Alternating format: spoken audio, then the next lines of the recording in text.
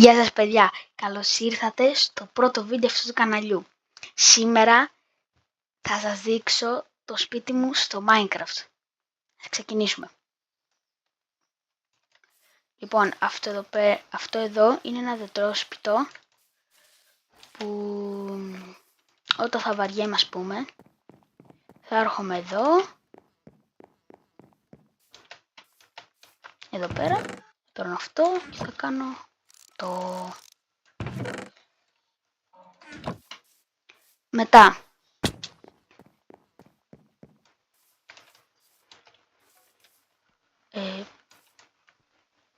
τέλος πάντων, για κάποιο λόγο έχει χαθεί το βαγόνι μου που είχα. Εδώ πέρα είναι η φάρμα μου από sugar canes.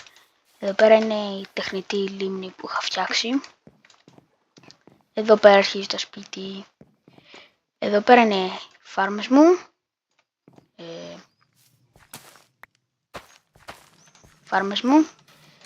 Το άπειρο νερό μου. Εδώ πέρα μερικά λουλούδια. Εδώ πέρα το barbecue μου. Τα chest μου.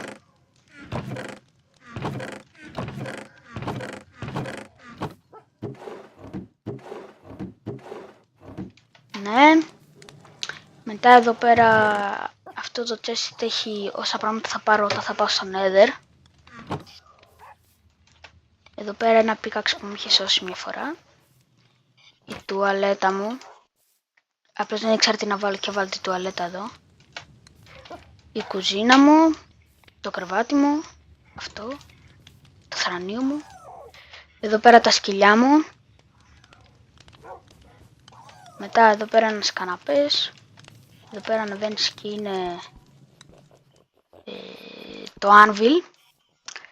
Εδώ πέρα είναι ο πίνακας των προβλημάτων, διάφορα προβλήματα που θέλω να λύσω. Εδώ πέρα το enchanting table. Να το βαγόνι. Και από εδώ πας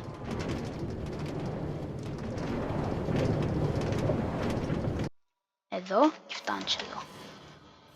Αλλά τώρα αυτό δεν μας ενδιαφέρει.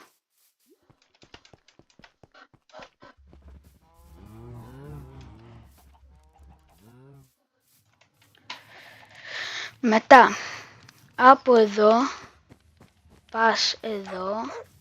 Ένα δέντρο που το έχω φτιάξει εγώ, δεν είναι ωραίο. Εδώ πέρα είναι το άλογο μου.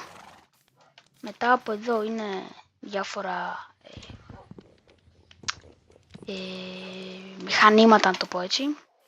Η φούρνη που θα ψήνω σίδερα, χρυσά και όλα αυτά.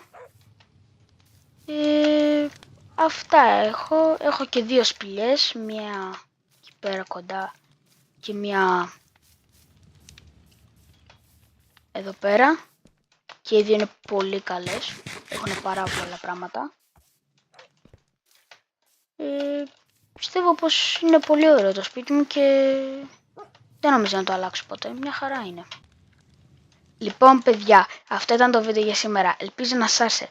Πατήστε το like και κάντε και μια εγγραφή και γράψτε μου στα comments αν θέλετε να κάνω και άλλα Minecraft βίντεο.